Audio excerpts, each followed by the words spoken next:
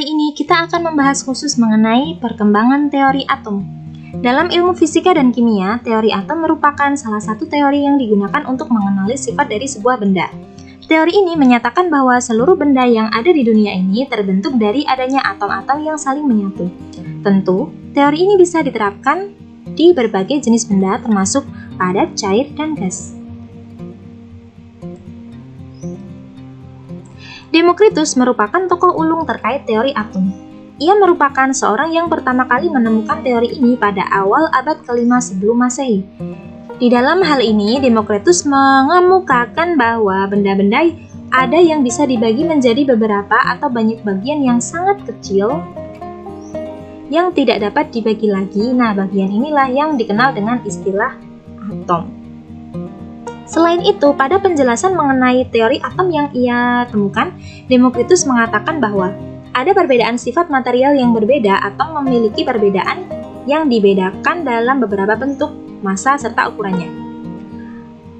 Berdasarkan pada model yang ia buat, Demokritus mampu menjelaskan jika memang atomlah yang menyusun benda-benda.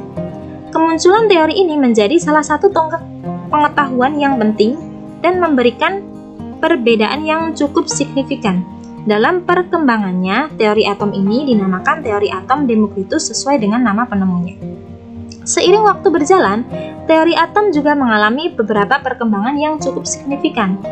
Hal ini dikarenakan teori yang lama akan menyempurnakan teori sebelumnya. Salah satu fakta tercatat dalam penemuan oleh Demokritus adalah ia kurang memiliki bukti secara eksperimental sehingga teorinya dianggap kurang sempurna. Akhirnya pada tahun sekitar 1800 mulailah ditemukan beberapa penemuan terkait atom yang kehadirannya memberikan pengertian dan pemahaman yang luas mengenai apa itu atom. Perkembangan mengenai teori atom diawali oleh John Dalton.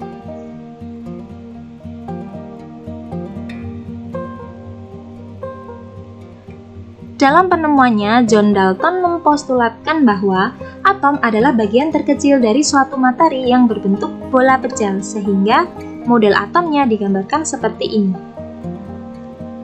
Atom-atom sejenis mempunyai sifat yang sama dan sebaliknya, atom-atom yang tidak sejenis artinya mempunyai sifat yang berbeda. Dalam reaksi kimia terjadi penggabungan, pemisahan, serta penata ulang atom. Ilustrasinya seperti ini. Kita mereaksikan gas nitrogen atau N2, satu molekul, dengan 3 molekul gas hidrogen, H2. Terjadi penataan ulang sehingga terbentuklah gas NH3. Atom bergabung dengan atom lain untuk membentuk molekul dengan angka perbandingan yang bulat dan sederhana.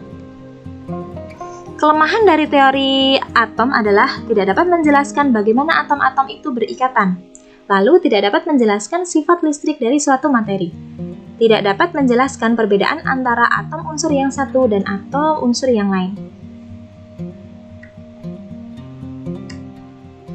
Selanjutnya adalah Joseph John Thomson pada tahun 1897.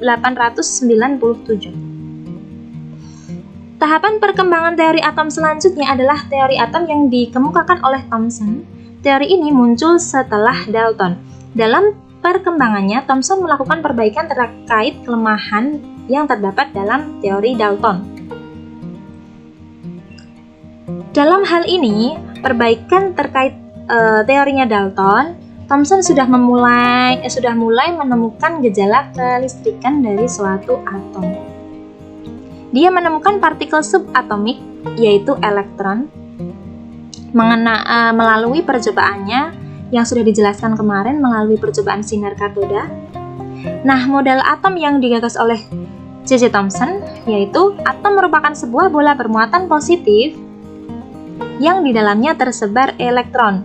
Model atom J.J. Thomson ini dikenal seperti roti kismis, model atom roti kismis.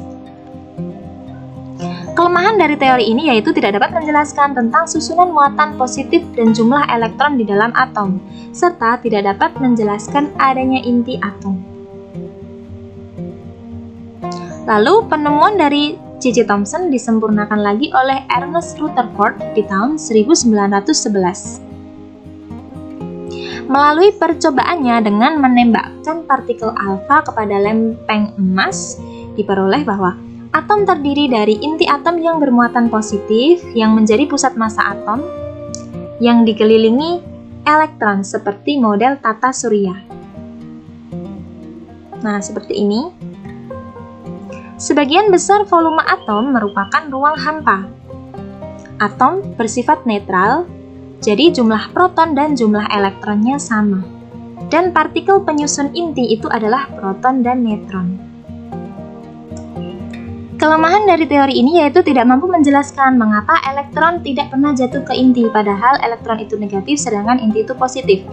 Tidak mampu menjelaskan spektrum garis hidrogen, tidak mampu menjelaskan letak elektron dan rotasinya. Lalu, di tahun 1913, seorang fisikawan yang berasal dari Denmark, yaitu Niels Bohr, berhasil menggabungkan teori atom Rutherford dengan hipotesis Planck mengenai mekanika kuantum. Eksperimen ini berhasil menggambarkan keadaan elektron. Teori atom Bohr didasarkan pada pengamatan spektrum atom. Jika uap gas dari suatu unsur dipanaskan sampai suhu tinggi, akan dihasilkan cahaya terang yang jika dilewatkan pada suatu prisma akan tampak garis-garis berwarna dengan panjang gelombang tertentu. Garis cahaya tersebut dikenal dengan istilah spektrum garis. Setiap unsur memberikan spektrum garis yang khas. Berdasarkan kenyataan tersebut, Bohr mengemukakan postulat yaitu elektron bergerak mengelilingi inti atom pada lintasan atau orbit tertentu. Lintasan yang boleh dipakai oleh elektron diberikan nomor 1, 2, 3, dan seterusnya. Nah, bilangan lintasannya ini menyatakan kulitnya. Selama elektron dalam keadaan stasioner, tidak ada energi yang diserap maupun dilepas. Modelnya seperti ini, jadi ini inti atom, kemudian terdapat kulit-kulit yang ada lintasan elektronnya. Jadi elektron mengelilingi inti dengan lintasan atau orbit-orbit tertentu. Nah, kulit yang paling dekat dengan inti ini disebut sebagai kulit pertama atau K, kemudian yang kedua ini L, yang ketiga M, dan seterusnya. Elektron dapat berpindah dari suatu lintasan ke lintasan lain. Jika berpindah ke lintasan yang lebih tinggi energinya, itu namanya dalam keadaan tereksitasi, disertai penyerapan energi. Sedangkan jika berpindah ke lintasan ke yang lebih rendah energinya atau pada keadaan dasar, itu disertai dengan pelepasan energi. Jadi, kulit atau tingkat energi yang paling kecil itu adalah yang paling dekat dengan inti. Jadi kulit K ini paling kecil, kemudian L, kemudian M, dan seterusnya. Kelemahan teori ini yaitu tidak dapat menjelaskan spektrum atom berelektron banyak. Tidak dapat menjelaskan tentang adanya garis halus dalam spektrum hidrogen karena elektron dianggap sebagai partikel. Selanjutnya yaitu konfigurasi elektron dari Niels Bohr. Jadi, konfigurasi elektron itu merupakan penyebaran elektron pada setiap kulit-kulitnya. Nah, ini nanti setiap kulit itu maksimum diisi oleh elektron sebanyak 2n kuadrat, di mana n itu adalah kulitnya. Jadi, di sini kulit ke-1 berarti elektron maksimumnya adalah 2 kali 1 kuadrat, 2. Kulit kedua, 2 kali 2 kuadrat, 8. Kulit ketiga 2 kali 3 kuadrat, 3 kuadrat kan 9 kali 2, 18, dan seterusnya. Mari kita berlatih untuk membuat konfigurasi elektron model Bohr. AL1326, ingat namanya konfigurasi elektron, artinya yang kita konfigurasikan adalah elektronnya. Jika atom netral maka elektron sama dengan proton, berarti yang bawah ini, sebanyak 13. Kulit pertama terisi oleh 2 elektron. Nih. Nanti kita jejer-jejer sampai totalnya itu 13. Kulit kedua 8 elektron, berarti sudah 10 ya. Berarti kalau 13 berarti kurang 3, jadi kulit yang terakhir berisi 3 elektron.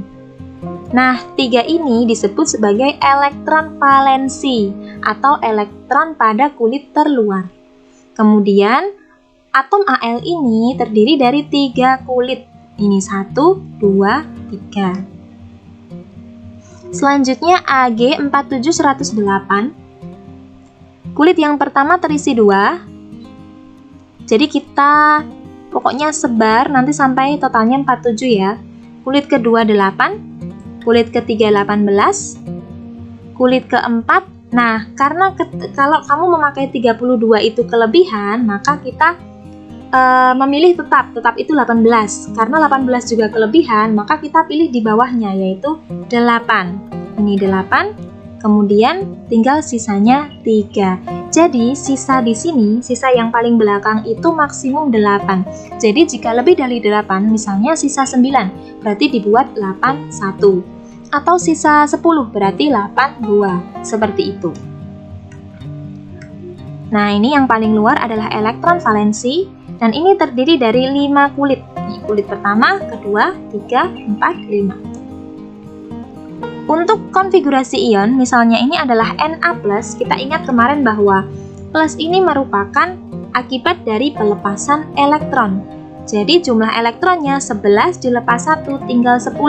Jadi nanti kita konfigurasikan sampai 10 saja, yaitu 2, lalu 8. Selanjutnya, Cl17-, min itu artinya menangkap 1 elektron. Sehingga jumlah elektronnya menjadi 17 ditambah 1. Maaf ya, ini maksudnya 18. Nah, 2, 8 kan 10, berarti kurang 8. Nah, seperti ini. Selanjutnya adalah teori atom modern atau dikenal sebagai teori mekanika kuantum, berkembang di tahun 1926. Tokohnya adalah ini. Jadi dalam teori mekanika kuantum atau mekanika gelombang, elektron sebagai partikel yang gerakannya bisa disamakan dengan gelombang. Nah, ini dikenal sebagai sifat dualisme elektron, yaitu elektron bertindak sebagai partikel sekaligus gelombang. Asas ketidakpastian Heisenberg, yaitu kedudukan elektron tidak dapat ditentukan secara pasti, yang dapat ditentukan hanya daerah kebolehjadiannya. Oleh karena elektron ini mempunyai pergerakan seperti gelombang, sehingga tidak punya lintasan yang khusus. Jadi yang dapat ditentukan adalah daerah kebolehjadian atau probabilitas terbesar ditemukannya elektron. Ruangan yang mempunyai probabilitas terbesar ditemukannya elektron itu dikenal sebagai orbital. Modelnya seperti ini atom yang dikelilingi oleh awan-awan elektron yang bergerak seperti gelombang. Nah, awan elektron ini merupakan daerah dengan probabilitas terbesar ditemukannya elektron. Jadi dapat kita simpulkan bahwa atom merupakan unit dasar menyusun suatu materi yang terdiri dari inti atom. Inti atom tersusun atas proton dan neutron, dan awan elektron yang mengelilinginya. Sehingga 3 partikel subatomik dasar yaitu ada proton, neutron, dan elektron. Proton sendiri ini mempunyai massa 1,00727 satuan massa atom yang bermuatan positif 1. Kemudian neutron mempunyai massa 1,00866 satuan massa atom dan tidak bermuatan 0. Selanjutnya elektron mempunyai massa 0,00055 satuan massa atom, sangat kecil sekali sehingga dianggap tidak bermassa atau 0 SMA, dan mempunyai muatan negatif 1. Istilah isotop. Isotop adalah atom-atom yang mempunyai nomor massa beda tetapi nomor atomnya sama. Coba dilihat, nomor massanya beda, atomnya sama. Kalau isobar adalah atom-atom yang mempunyai nomor massa sama tetapi nomor atomnya berbeda. Seperti ini, sama nomor atomnya beda. Kemudian isoton adalah atom-atom yang mempunyai jumlah neutron sama. Contohnya ini K1939, neutronnya berjumlah 13 kurangi 19, 20. Ca2040, neutronnya 40 kurangi 20 sama-sama 20. Sehingga pasangan ini merupakan pasangan isoton.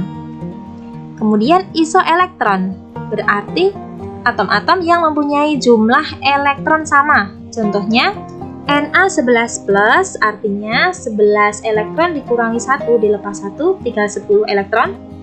Dan F9-1, artinya atom ini menangkap 1 elektron, sehingga elektronnya menjadi 9 ditambah 1, 10, sama-sama 10. Sekian.